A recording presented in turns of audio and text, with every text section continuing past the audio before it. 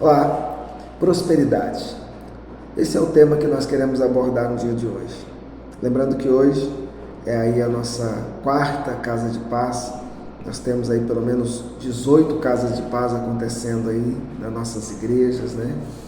Na nossa igreja, por todo lado, os irmãos têm feito um trabalho maravilhoso.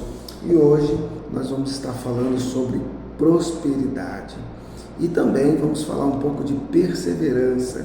Então fique atento aí nesse bate-papo, nesse assunto da qual nós vamos falar hoje. Vai ser algo assim poderoso da parte de Deus, uma lição maravilhosa que nós queremos colocar diante de Deus. Assim como Deus já tem nos ensinado até agora a alcançar esse ambiente de paz que o Senhor quer que a gente viva. Em 2 Samuel, no capítulo 6, nós vamos ver a história de um homem que parece até mesmo que por acaso entrou na casa dele a Arca de Deus. A Arca de Deus, ou a Arca da Aliança, no Antigo Testamento era considerado a presença de Deus, de forma literal, de forma clara, né? Literalmente a presença de Deus. E ele tem essa chance de receber na casa dele essa arca. A Arca de Deus, ela estava fora do lugar devido dela, ela estava distante do povo de Deus. Aliás, o povo estava distante da arca por causa do pecado, né? O povo acabou deixando a arca fora da presença de Deus. E agora, Davi, ele então resolve resgatar, trazer a arca de volta para a cidade de Davi. Ele resolve trazer a arca de volta para o lugar dela. É uma decisão que partiu do coração de Davi. E quando Davi resolve fazer isso, ele vai até a arca e prepara da forma com que ele achava que deveria ser feito, e ele então traz a Arca da Aliança. E no caminho que ele traz essa Arca da Aliança, acontece algumas coisas. Em primeiro lugar, nós percebemos que Davi fez de forma inadequada. A Arca da Aliança, ela precisava ser conduzida de uma forma adequada.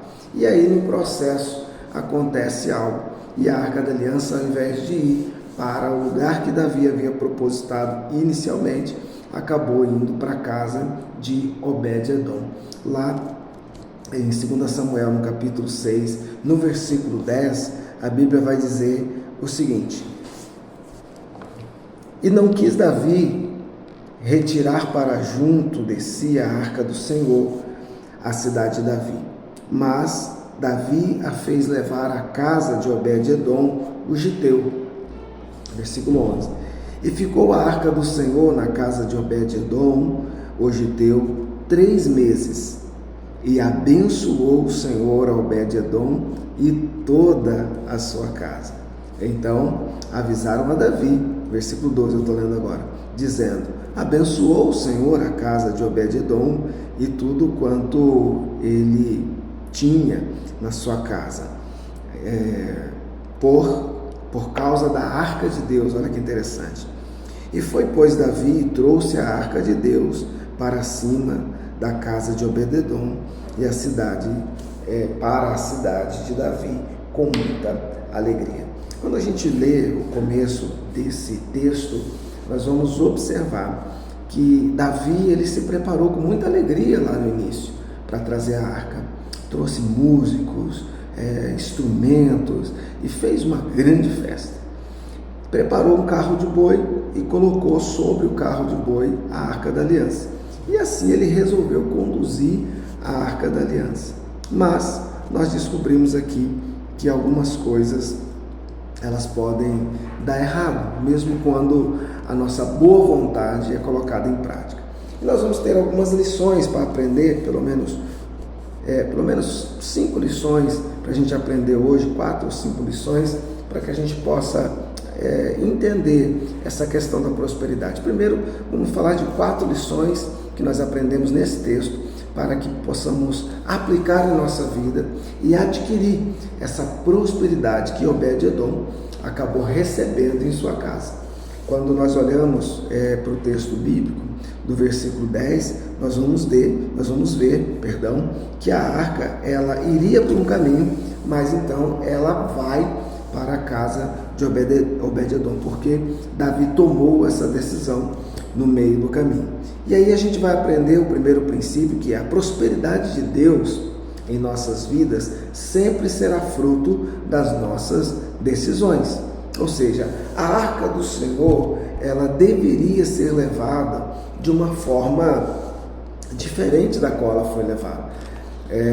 Quando nós observamos, Davi, ele junta a turma, né, a galera, e diz: vamos buscar a arca do Senhor. E o que ele faz em primeiro momento? Ele manda fazer um carro de boi novinho, afinal de contas, era a arca de Deus que ia estar sobre aquele carro de boi. E ele coloca então as juntas de boi, coloca ali a arca da aliança em cima daquela junta de boi, e ele parte em direção à cidade de Davi. Mas no meio do caminho acontecem algumas coisas. Mesmo com muita alegria, mesmo fazendo de um bom coração e de uma boa vontade enorme, acontece que os bois, eles acabam sacudindo ali a arca da aliança, e quando a arca da aliança parecia que ia cair, um jovem chamado Uzá, ele coloca a mão na arca para poder segurar que ela não cair. Muita boa vontade e disposição, porém era a forma inadequada. A Bíblia diz que Deus se ira e Uzá, ele morre fulminado naquele mesmo local. Há muitas coisas na nossa vida que a nossa boa vontade, ela não satisfaz a vontade de Deus. A boa vontade, a nossa boa vontade de fazer algumas coisas para o Senhor, precisa também ser pautada pela palavra de Deus. As coisas de Deus não devem ser feitas de qualquer maneira. Nós não podemos simplesmente achar que essa é a maneira certa de servir a Deus e de trazer a presença de Deus para a nossa casa.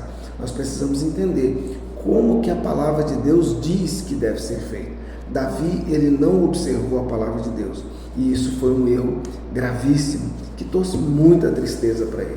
E debaixo de toda essa tristeza, depois do ocorrido, ele decide então no versículo 10, colocar a arca da aliança na casa de Obed-edom. E aí nós vamos ver um outro princípio muito importante agora sobre essa questão.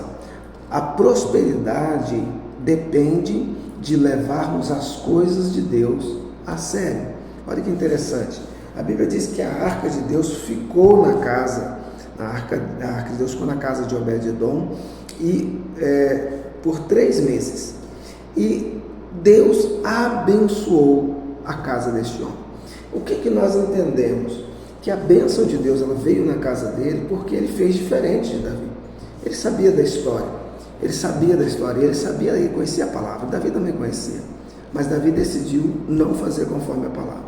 Mas ele decidiu honrar e colocar as coisas do jeito certo na casa dele. Essa ideia da prosperidade revela o quanto ele foi fiel à prática daquele momento, o quanto ele foi fiel em cuidar bem da arca do Senhor, porque aquele que faz conforme a palavra de Deus alcança a prosperidade. É isso que nós aprendemos ali, é isso que nós entendemos dentro dessa palavra. Então Obed-edom, ele trazendo, abrindo as portas e recebendo a arca da aliança da casa dele, ele recebeu junto a prosperidade. Um outro ponto que nós vamos aprender agora é que não podemos perder a oportunidade de mudar a história das nossas famílias, da nossa casa. Nós precisamos abraçar essa oportunidade. Quando a gente olha o versículo 12, você vê que Davi, ele foi comunicado, ele disse assim: olha, a arca da aliança faz 3 meses que está na casa de Obed-edom. Cara, a casa do homem mudou. A prosperidade entrou naquela casa de uma maneira sobrenatural. As coisas ali mudaram de configuração. E Davi, a Bíblia diz que Davi, na hora, ele vai então e busca a arca da aliança. E dessa vez ele faz da maneira correta. De que maneira correta? Seguindo o que a palavra de Deus diz que é para fazer. A arca da aliança não podia ser transportada em cima de carro de bois. A arca da aliança deveria ser transportada nos ombros. Era essa a orientação. Porque Deus, a presença de Deus, ela não está para os animais, ela está para os homens, ela está para as nossas vidas. A presença de Deus, a salvação, ela é para nós. Ou seja, você e eu precisamos entender que nós precisamos abraçar essa presença de Deus em nossas vidas. E nós temos que tomar aí essa decisão de trazer a arca de Deus para a nossa casa, para a nossa família. E foi isso que Obed-Edom fez, e a prosperidade entrou na casa dele de maneira muito especial. A quarta coisa que nós vamos aprender aqui é que temos que decidir entre perder ou seguir a presença de Deus. Ou seja, quando o rei soube, da casa de Obed-Edom, e tudo que lhe pertencia havia sido abençoado, inspirou-se e foi buscar a Arca da Aliança. Ele foi correndo. Assim, Obed-Edom também, ele passa a manter a arca na sua casa. Ele não pôde mais manter a arca na sua casa, ele teve que entregar, mas quando nós olhamos a vida de Obed-Edom, ele passa a ter uma vida dedicada ao Senhor de maneira muito peculiar e muito especial, mantendo então a vida dele dentro da presença de Deus, e a prosperidade continua na casa dele da mesma forma. Mesmo não tendo aquela arca, aquele símbolo físico, ele pôde viver uma prosperidade por todo o tempo da sua vida.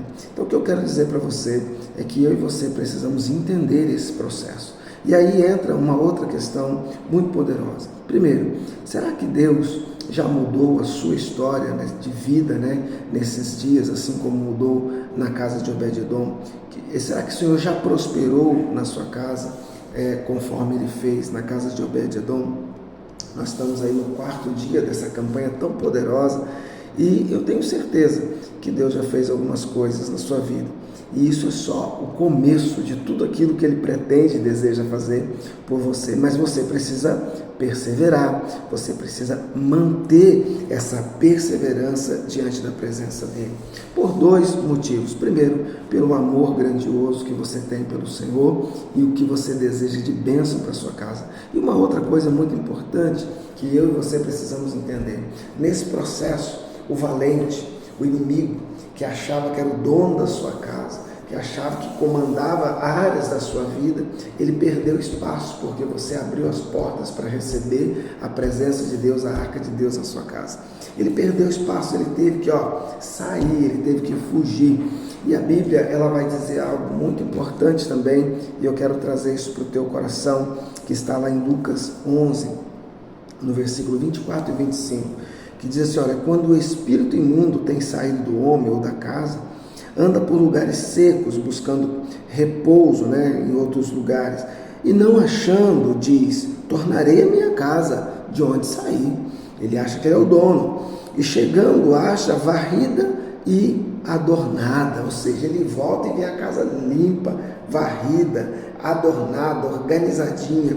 Por quê? Porque ele saiu de lá, o bagunceiro saiu, então Jesus entrou, organizou e limpou toda a casa.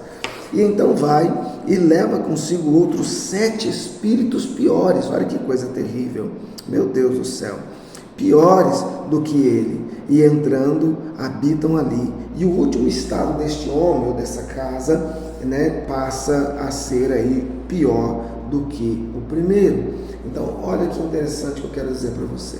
Jesus, ele traz uma ilustração aqui que nós devemos colocar em prática na nossa vida e observar. Quando nós fazemos esse trabalho, quando você entrou na sua casa, abriu as portas para Jesus, Jesus entrou, mudou todo o quarto da sua casa, abençoou a sua vida, você está com uma vida abençoada, a sua casa está limpa, adornada. Só que ela não pode ficar vazia. Você precisa manter a presença de Deus na sua casa. Você precisa manter a sua casa abençoada. É muito importante que a partir de agora você tenha a decisão de manter a presença de Deus na sua casa, de manter Jesus na sua casa, para que ela fique sempre cheia da presença de Deus. E quando o inimigo, que achou que era dono, ele foi envergonhado, humilhado e teve que sair da sua vida, se ele decidir voltar agora, ele vai olhar e ele vai ver que ele não pode entrar, porque a casa não está vazia. Ela continua limpa, ela continua adornada, mas ela continua cheia da presença de Deus, igual a casa de Obed-Edom, prosperando, avançando. Isso depende de uma decisão sua, de estar com esse Jesus maravilhoso na sua casa sempre, e também de estabelecer um compromisso de uma vida com Jesus. Então, a partir de agora, o líder de paz que está na sua casa vai te orientar de como você deve fazer para manter a sua casa abençoada e cheia da presença de Jesus. Eu quero abençoar a sua vida e dizer que Jesus te ama. Nós também amamos você. Que Deus abençoe a sua casa e prospere de maneira especial. Fique com Deus. Fique na paz.